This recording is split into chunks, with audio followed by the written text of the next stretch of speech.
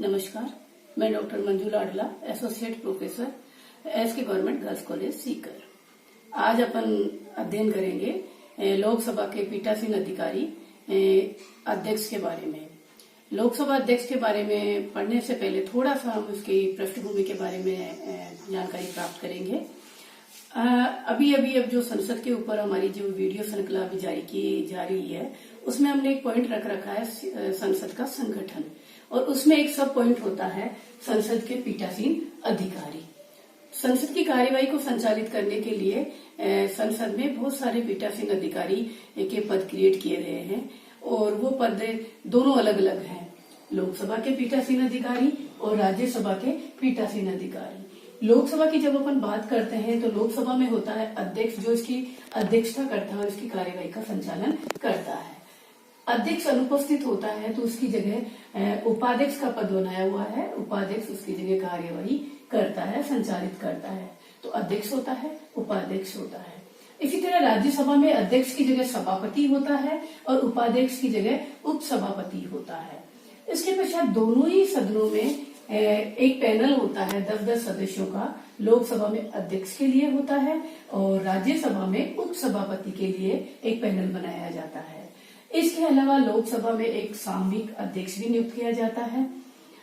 राज्यसभा में इसकी आवश्यकता नहीं होती क्योंकि सभापति एनी टाइम वहां पर रहता है। इसके अलावा कुछ पद ऐसे होते हैं जो दोनों में ही होते हैं, जैसे सदन का नेता। लोकसभा में भी सदन का नेता होगा और राज्यसभा में भी सदन का नेता होगा। दोनों ही सदन में विपक्ष का नेता भी होता है, लोकसभा में भी होता है और राज्यसभा में भी होता है। दोनों ही सदनों में सभी पार्टियां अपने अपने सचेतक भी नियुक्त करके रखती है, तो ये दोनों में ही होते हैं और ये पार्टी वाइज होते हैं। इसके अलावा दोनों का ही अपना एक ऑफिस होता है जिसे हम सचिवालय कहते हैं। इस तरह ये संसद के समस्त पीठासीन अधिकारी होते हैं।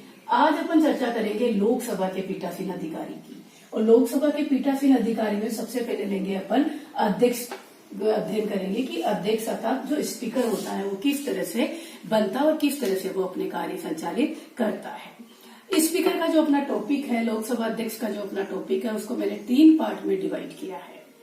पहले पार्ट में अपन ये देखेंगे कि ये जो अध्यक्ष होता है वो किस तरह से उसका चुनाव होता है और उसकी पद की अवधि किस तरह से होती है, कितनी होती है। दूसरे पार्ट में अपन ये देखेंगे कि ये अध्यक्ष जो होता है, जो स्पीकर है लोकसभा का, वो क्या कार्य करता है, अर्थात उसकी शक्तियां क्या होती हैं। और तीसरा जो पार्ट देखेंगे उसमें ये देखेंगे कि अध्यक्ष की स्वतंत्रता और निष्पक्षता के बारे में चर्चा करेंगे। तो चलते हैं अपने टॉपिक पर, लोकसभा का अध्यक्ष अर्थात स्पीकर। और सबसे पहले देखते हैं कि ये किस तरह से चुना जाता है और उसका कार्यकाल क्या होता है।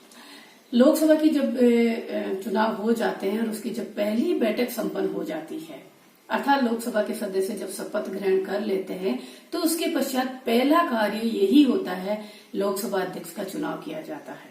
लोकसभा अध्यक्ष का चुनाव ये सदस्य अपने में से ही करते हैं और चुनाव का जो कार्यक्रम है वो राष्ट्रपति तय करके देता है। तो सदस्य अपने में से ही एक अपना अध्यक्ष चुन लेते हैं। दूसरी बात आती है कि इसकी कार्यकाल क्या होगा। ये लोकसभा अध्यक्ष है वो सदन के जीवन पर्यंत तक चुना जाता है, अर्थात इसका तात्पर्य यह होता है कि लोकसभा के नए चुनाव नहीं होंगे तब तक वो अध्यक्ष के पद पर रहेगा, अर्थात जब तक वर्तमान लोकसभा का कार्यकाल रहेगा वो अध्यक्ष बना रहेगा। देखिए, जब लोकसभा का विघटन हो जाता है तो भी अध्यक्ष का पद बना रहता है, और जब नई लोकसभा चुनकर आती है तो वो जब अपना अध्यक्ष चुनती है तब तक ये पद चलता रहता है। तो इस तरह सदन के जीवन काल तक इसका कार्यकाल जुड़ा हुआ होता है।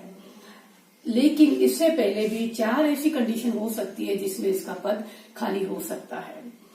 इसकी मृत्यु होने पर हो सकता है, वो स्वयं उपाध्यक्ष को संबोधित करके अपना त्याग पत्र दे सकता है, और यदि वो सदन का सदस्य नहीं रहता है, अर्थात मान लीजिए कई बार ये होता है कि लोकसभा की सदस्यता किसी कारणवश उसकी खत्म हो जाती है, या उसका चुनाव अवैध घोषित हो जाता है, या उसको निष्कासित कर दिया जाता है, या वो उस समय नहीं होता है लोकसभा का सदस्य, तो जब तक वो लोकसभा का सदस्य रहेगा तब तक ही अध्यक्ष के पद पर रहेगा। जैसे ही लोकसभा की सदस्यता खो देता है तो अध्यक्ष का पद भी उसके रिक्त हो माना जाता है। इसके अलावा लोकसभा के जो सदस्य होते हैं वो उसे उठाने का संकल्प पारित करके समय से पहले भी उठा सकते हैं। मैं आपको यहाँ बताना चाहूंगी कि जब लोकसभा अध्यक्ष को उठाने का जो प्रस्ताव सदन में जब लाया जाता है, जो संकल्प पारित किया जाता है, उस पर 50 सदस्यों के हस्ताक्षर होना जरूरी है और 14 दिन का नोटिस दिया जाता है। 14 दिन के नोटिस देने के पश्चात उसमें सदन में विचार विमर्श किया जाता है और अगर सदन उसे विशेष बहुमत से अगर पारित कर देता है तो अध्यक्ष का पद रिक्त माना जाता है। इस दौरान अध्यक्ष सदन की कार्यवाही में भाग ले सकता है, विचार विमर्श कर सकता है, अपनी बात बोल सकता है, लेकिन निर्णायक मत नहीं डाल पाएगा और वो पीठासीन भी नहीं होगा। इस तरह लोकसभा अध्यक्ष को इन कारणों से समय से पहले भी उठाया जा सकता है। मैं फिर रिपीट कर रही हूँ कि लोकसभा अध्यक्ष का चुनाव लोकसभा के सदस्यों द्वारा अपने में से ही किया जाता है और इसका कार्यकाल सदन के जीवन पर्यंत तक चलता है और इसको अगर चाहे तो सदस्य कार्यकाल से पहले भी उठाने का संकल्प पारित करके विशेष बहुमत से इसको उठाया जा सकता है। अब अपन देखते हैं इसका दूसरा पार्ट जो है कि लोकसभा सदस्य की क्या शक्तियां होती है, वो क्या कार्य करता है। लोकसभा अध्यक्ष की अगर हम शक्तियों की बात करते हैं तो लोकसभा का वो नेता होता है, लोकसभा का वो मुखिया होता है, तो मेन जो होता है उसकी कार्यवाही का संचालन करने की जिम्मेदारी उसकी होती है। लेकिन जब बात करते हैं लोकसभा की अध्यक्ष की शक्तियों की, स्पीकर की शक्तियों की, तो स्पीकर की जो शक्तियां हैं वो कोई एक जगह संविधान में चिन्हित नहीं की गई है। कुछ शक्तियां ऐसी होती हैं जो संविधान में दी गई होती हैं, कुछ शक्तियां उसके पास ऐसी होती हैं जो लोकसभा की प्रक्रिया और कार्य संचालन नियमों में निहित होती है, जो संसद द्वारा निर्धारित की गई होती है, और कुछ शक्तियां ऐसी होती है जो संसदीय परंपराओं के रूप में वो ग्रहण करता है। अर्थात उसकी जो शक्तियां वो इन तीनों का मिश्रण होती है। अब देखते हैं कि उसके पास क्या शक्तियां हैं, वो क्या करता है। सबसे पहला काम वो ये करता है कि वो लोकसभा की अध्यक्षता करता है, उसकी कार्यवाही का संचालन करता है। जब भी संसद का अधिवेशन होगा और लोकसभा की मीटिंग होगी, अधिवेशन में कार्य करेगी, तो उसकी अध्यक्षता में वो कार्यवाही होती है, तो वो उसकी कार्यवाही की अध्यक्षता करता है, उसकी कार्यवाही का संचालन करता है और कार्यवाही के संचालन हेतु नियम और अन्य व्यवस्थाएं भी उसके द्वारा की जाती है और कार्यवाही के संचालन में उसका निर्णय अंतिम होता है। दूसरा जो काम होता है वो मेन नियमों की व्याख्या या प्रक्रिया के नियमों को स्पष्ट करता है। संसद की कार्यवाही या लोकसभा की कार्यवाही के बारे में अगर कोई नियमों का प्रश्न उपस्थित होता है, कोई प्रक्रिया का प्रश्न उपस्थित होता है या कोई सदस्य ये जानना चाहता है कि इस मुद्दे पर नियम क्या है, तो वो सदस्यों को नियमों की व्याख्या करता है, स्पष्ट करता है, उन्हें संविधान के नियम बताता है, उन्हें कार्यवाही के नियम बताता है या संसद के जो पूर्व उदाहरण होते हैं उन्हें स्पष्ट करता है। तो नियमों की एवं प्रक्रियाओं को स्पष्ट करता है। तीसरा जो मेन काम होता है वो गणपूर्ति निर्धारित करना होता है। हमने पहले भी ये चीज देखी है कि संसद की कार्यवाही या लोकसभा की कार्यवाही तभी होगी जब जो न्यूनतम संख्या है उतने सदस्य उपस्थित होंगे। हमारे यहाँ पे एक नियम बना रखा है कि कुल सदस्य संख्या का 10वां हिस्सा गणपूर्ति माना जाता है। तो जब कार्यवाही शुरू होती है तो सबसे पहले जो अध्यक्ष होता है वो यही देखता है कि गणपूर्ति है या नहीं है, अर्थात निर्धारित संख्या में सदस्य उपस्थित है या नहीं है। यदि उपस्थित होते हैं तो वो कार्यवाही शुरू करता है और यदि ये सदस्य नहीं है तो कार्यवाही वो आरंभ नहीं करता, स्थगित कर सकता है। इसके पश्चात जो मेन उसकी काम होता है वो होता है निर्णायक मत देना। देखिए, अध्यक्ष सामान्यतः अपना मत का प्रयोग नहीं करता है, लेकिन जब किसी विधेयक पर या किसी मुद्दे पर जब मतदान होता है और बराबर मत आते हैं तो वो अपना निर्णायक मत डालता है और जब जिस तरफ वो निर्णायक मत डालेगा उसका मत होगा वो कार्य वैलिड माना जाएगा, वो प्रस्ताव पारित हो जाएगा, तो उसे निर्णायक मत डालने का भी अधिकार होता है।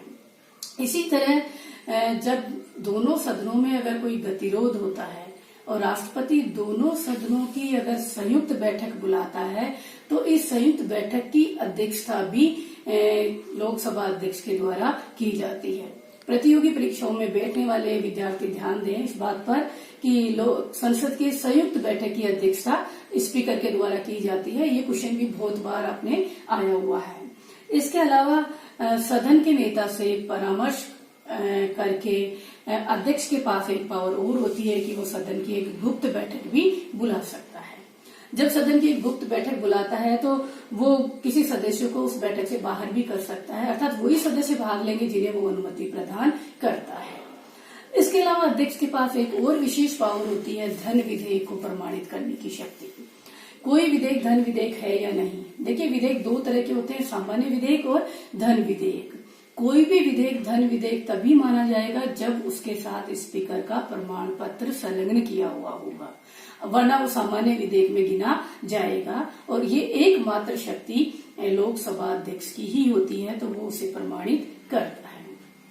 इसके अलावा दल बदल के आधार पर किसी सदस्य की निरर्थता का अगर कोई प्रश्न होता है तो वो भी अध्यक्ष के द्वारा उसका भी निपटारा किया जाता है। 10वीं अनुसूची में ये प्रावधान है, संविधान की 10वीं अनुसूची के अनुसार उसे ये निपटारा करना पड़ता है। हालांकि ये न्यायिक समीक्षा का विषय है, इसके पश्चात न्यायिक न्यायालय में भी इसको चुनौती दी जा सकती है। इसके अलावा लोकसभा की जितनी भी समितियां बनती हैं, उन समितियों के सभापति अध्यक्षों की नियुक्ति भी स्पीकर के द्वारा ही की जाती है। वो स्वयं भी बहुत सारी समितियों का अध्यक्ष होता है, जैसे कार्य मंत्रणा समिति, सामान्य प्रयोजन समिति, नियम समिति, तो उनके अध्यक्ष के रूप में भी कार्य करता है। और अन्य समितियों के अध्यक्ष और सदस्यों की नियुक्ति भी उसके द्वारा की जाती है। इसके अलावा जो स्पीकर होता है वो लोकसभा के जो सदस्य होते हैं उनके जो अधिकार होते हैं, जो विशेषाधिकार उनके पास होते हैं, उन सब की रक्षा भी करता है। इसके लिए वो किसी सदस्य के अधिकारों का अगर हनन होता है तो उसके लिए कार्यवाही भी करता है। साथ ही उसकी अनुमति के बिना किसी सदस्य को गिरफ्तार भी नहीं किया जा सकता, तो उन अधिकारों का रक्षक भी होता है। सदन में वाद विवाद का समय भी वो निश्चित करता है, अर्थात कितने समय तक वाद विवाद किया जाना है किसी मुद्दे पर। अगर किसी वाद विवाद को स्थगित करना है तो जो स्थगन प्रस्ताव सदन में रखा जाएगा वो भी उसकी अनुमति से ही रखा जाता है। वो सदस्यों को भाषण देने की या बोलने की अनुमति भी प्रदान करता है। वो ही ये निर्धारित करता है कि भाषण का समय क्या होगा, एक सदस्य कितने समय के लिए बोलेगा और कौन कौन से सदस्य आज बोल सकते हैं, ये सब कुछ वो निर्धारित करता है। इसके अलावा सदन में जो प्रश्न पूछे जाते हैं, जो प्रश्नकाल संचालित होता है, उन प्रश्नों का निर्धारण और उनका क्रम भी स्पीकर के द्वारा ही किया जाता है। इसी तरह अगर संसद की कार्यवाही को रोककर किसी सार्वजनिक मुद्दे पर अगर संसद सदस्य या लोकसभा के सदस्य चर्चा करना चाहें तो जो स्थगन प्रस्ताव लाया जाता है वो भी उसकी अनुमति से ही लाया जाता है। राष्ट्रपति और संसद के बीच में जो भी पत्र व्यवहार होता है वो उसके द्वारा ही संचालित किया जाता है, अर्थात संसद और राष्ट्रपति के बीच में वो एक कड़ी का कार्य करता है। इसी तरह सदन में शांति और व्यवस्था बनाए रखने की संपूर्ण जिम्मेदारी उसकी होती है, स्पीकर की होती है। यदि कोई सदस्य सदन की कार्यवाही में बाधा उपस्थित करता है तो वो उस सदस्य को सदन से बाहर निकाल सकता है। अगर कोई सदस्य फिर भी उसकी आज्ञा का पालन नहीं करता है या बार बार व्यवधान पैदा करता है तो वो उसकी सदस्यता को निलंबित भी कर सकता है। अतः शांति और व्यवस्था बनाए रखने का उसकी पूरी जिम्मेदारी होती है और वो कार्य भी वो संपादित करता है। इसके अलावा जितने भी निर्णय होते हैं मतदान के माध्यम से, चाहे वो विधेयक के संबंध में हो, चाहे कोई प्रस्ताव हो, उन पे मतदान करवाता है और निर्णयों की घोषणा करता है। इसके अलावा अध्यक्ष के पास एक ऐसी पावर भी होती है कि अगर मान लीजिए सदन की कार्यवाही में कोई अशोभनीय भाषा इस्तेमाल हो जाती है या कोई अशिष्ट व्यवहार हो जाता है तो वो उसे सदन की कार्यवाही से बाहर करने का आदेश भी दे सकता है, अर्थात उसे बाहर निकाल सकता है। वो दर्शक दीर्घा में जो अतिथि होते हैं उनको भी नियंत्रित कर सकता है, उनकी बाहर भी भेज सकता है, उनकी सीमा भी तय कर सकता है। इसके अलावा उसके पास एक स्पेशल पावर और होती है कि वो चाहे तो किसी भी विधेयक को गजट में प्रकाशित करवा सकता है। यदि उसने प्रकाशित करवा दिया तो सदन में उस विधेयक को प्रस्तुत करने के लिए कोई प्रस्ताव नहीं लाया जाता है। इसी तरह वो सदन का मुख्य प्रवक्ता होता है। सभी संसदीय मामलों में उसका अंतिम निर्णय होता है। इसके अतिरिक्त जितने भी संसदीय सम्मेलन होते हैं, जितनी विधायी संस्थाओं के सम्मेलन होते हैं, अध्यक्ष के सम्मेलन होते हैं विदेशों में या भारत में, उनमें भी वो भाग लेता है और संसद का प्रतिनिधित्व या लोकसभा का प्रतिनिधित्व करता है। इस तरह ये मोटी मोटी शक्तियां हैं या मोटे मोटे कार्य हैं जो एक लोकसभा स्पीकर को करने होते हैं। और इन कार्यों को देखकर ये स्पष्ट है कि अध्यक्ष के पास बहुत ही महत्वपूर्ण और असीम जिम्मेदारी होती है और वो सदन में शक्ति, प्रतिष्ठा और सम्मान का प्रतीक माना जाता है।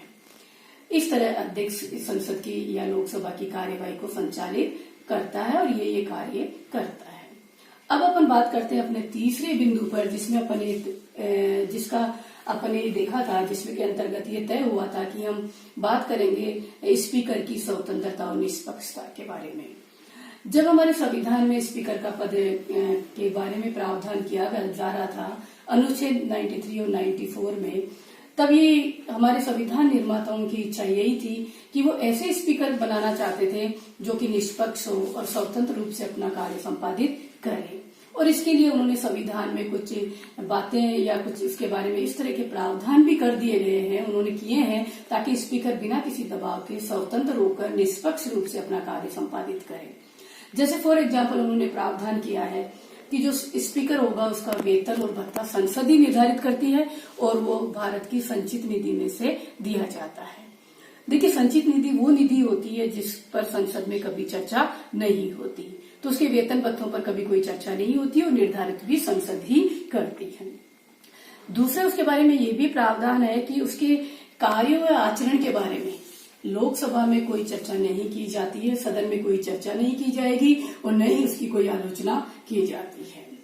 तीसरा होता है कि सदन की प्रक्रिया को संचालित करने के बारे में या व्यवस्था बनाए रखने में उसका निर्णय अंतिम होता है। उसका ये शक्ति उसकी न्यायिक अधिकार क्षेत्र से बाहर होती है। उसे निर्णायक मत डालने का अधिकार दिया है, वो भी अपने आप में निष्पक्षता का ही प्रतीक है। वो अपना पद भी जीवन पर्यंत, सदन के जीवन पर्यंत तक धारण करता है और उसको हटाने का भी आसान तरीका नहीं है, अर्थात विशेष बहुमत से ही उसको हटाया जा सकता है। इसी के साथ साथ उसको वरीयता सूची में भी महत्वपूर्ण स्थान दिया गया है। भारत की वरीयता सूची में उसको 7वें नंबर पर स्थान दिया गया है, जो कि न्यायाधीश के समकक्ष माना गया है। वो प्रधानमंत्री, उप प्रधानमंत्री के पश्चात कैबिनेट मंत्रियों से भी उसको ऊपर माना जाता है।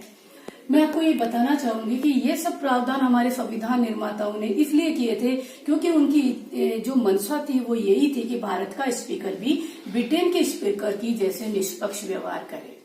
मैं यहाँ बताना चाहूंगी कि ब्रिटेन का जो स्पीकर होता है, कॉमन सभा का जो अध्यक्ष होता है, वो चुनने के पश्चात अपने दल से त्याग पत्र दे देता है और उसके पश्चात दलीय जीवन से अलग हो जाता है और पूर्णतः तटस्थ होकर, अलग होकर निष्पक्ष व्यवहार करता है। लेकिन हमारा जो स्पीकर है वो अपने दल से त्याग पत्र नहीं देता है और यही एक कारण है जिसकी वजह से हमारा जो स्पीकर है ब्रिटिश स्पीकर की जैसी उसमें निष्पक्षता नहीं आ पाई है।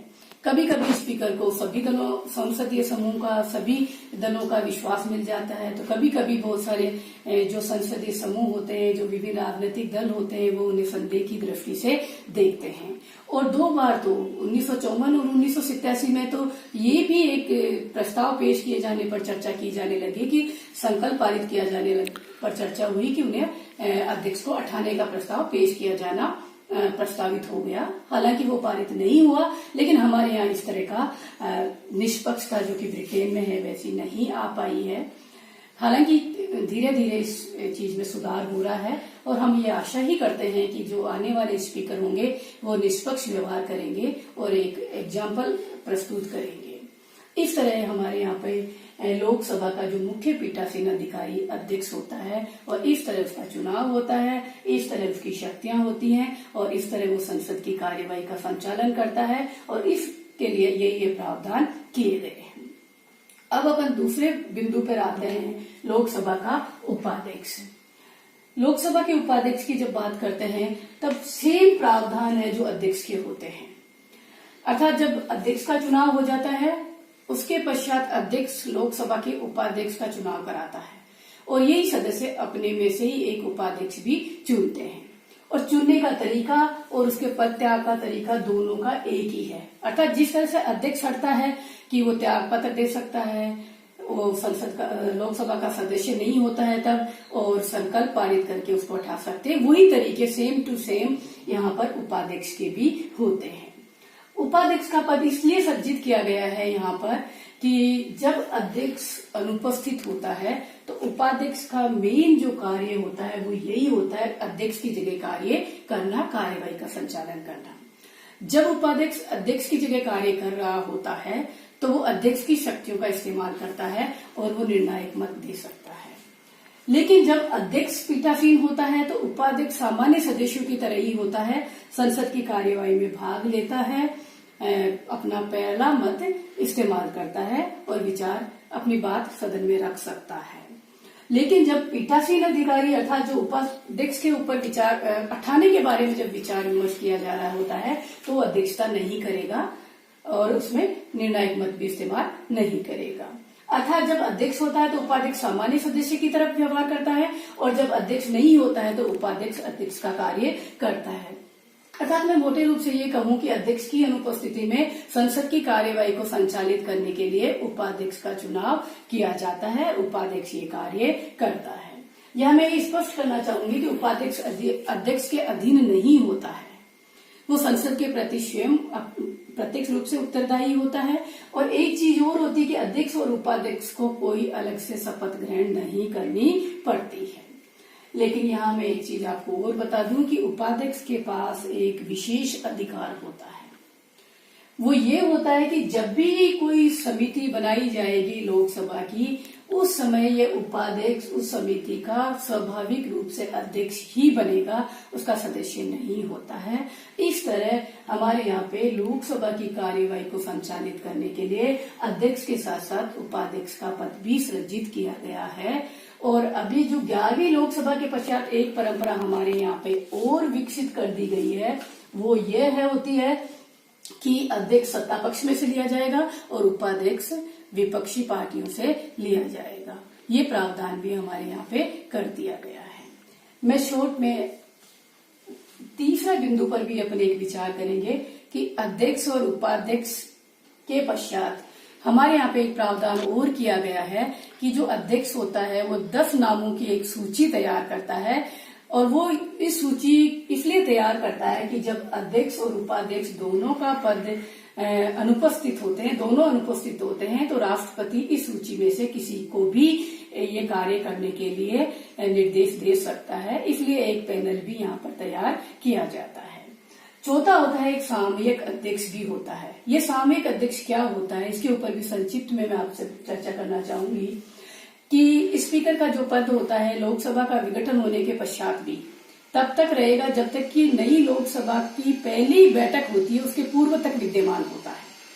लोकसभा की जब नई लोकसभा की जब पहली बैठक होगी तो राष्ट्रपति एक अस्थायी अध्यक्ष नियुक्त करता है, उसको सामयिक अध्यक्ष कहा जाता है। और ये क्या करता है, जो नए सदस्य आते हैं उन्हें शपथ ग्रहण करवाता है और उसके पश्चात अध्यक्ष का चुनाव संपन्न कराता है। और जैसे ही अध्यक्ष का चुनाव संपन्न हो जाता है और अध्यक्ष अपना पद ग्रहण कर लेता है तो ये सामयिक अध्यक्ष का पद रिक्त हो जाता है। इस तरह अध्यक्ष कभी रिक्त नहीं होता, वो निरंतर चलता रहता है। इस तरह ये 4 पीठासीन अधिकारी यहाँ होते हैं लोकसभा के, जो कि ये कार्य संचालित करते हैं। इसके अलावा कुछ पद कॉमन होते हैं, वो अपना अगली क्लास में देखेंगे जब राज्यसभा के पीठासीन अधिकारी देखेंगे। आज के लिए बस इतना।